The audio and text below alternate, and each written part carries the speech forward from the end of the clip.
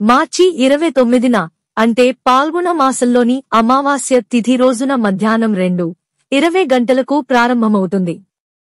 ఈ అమావాస్య తిథి ముగింపు సాయంత్రం 6:16 గంటలకు జరుగుతుంది. అయితే సూర్యగ్రహణం మార్చి 29న ఏర్పడనుంది. ఏ రాశుల వారికి సూర్యగ్రహణం అదృష్టం తీసుకొస్తుందంటే మేషరాశి. ఈ సంవత్సరం ఏర్పడనున్న మొదటి సూర్యగ్రహణం మేష రాశి వారికి చాలా శుభప్రదంగా ఉంటుంది. ఈ రాశివారు ప్రతి పనిలోనూ విజయం సాధిస్తారు. ఆదాయం పెరుగుతుంది. ఆర్థిక పరిస్థితి గతంలో కంటే మెరుగ్గా ఉంటుంది. వాహనం కొనాలనే కోరిక నెరవేరవచ్చు. అంతేకాదు విదేశాలకు వెళ్లే అవకాశాలు కూడా కలుగుతాయి. కర్కాటక రాశి.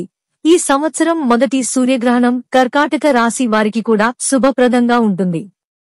ఈ రాశి వారికి ఆకస్మిక ఆర్థిక లాభం పొందే అవకాశం ఉంది. విదేశాలకు వెళ్లాలనే కల నెరవేరుతుంది. డిపాజిట్ చేసిన మూలధనంలో పెరుగుదల ఉంటుంది. స్థిరాస్తి కొనుగోలు చేసే అవకాశాలు ఉంటాయి. కుటుంబంలో ఆనందం, శాంతి ఉంటుంది.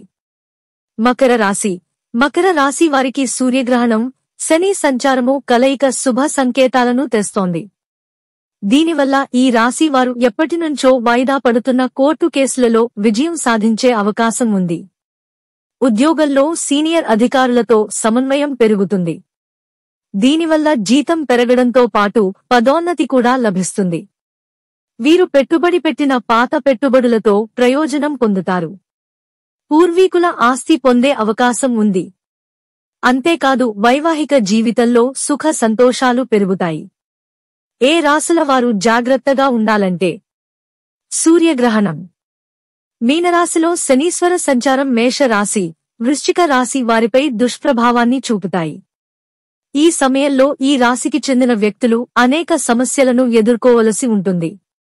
అటువంటి పరిస్థితిలో వీరు ఆరోగ్యం, ఉద్యోగం, కుటుంబ జీవితంలో జాగ్రత్తగా ఉండాలి.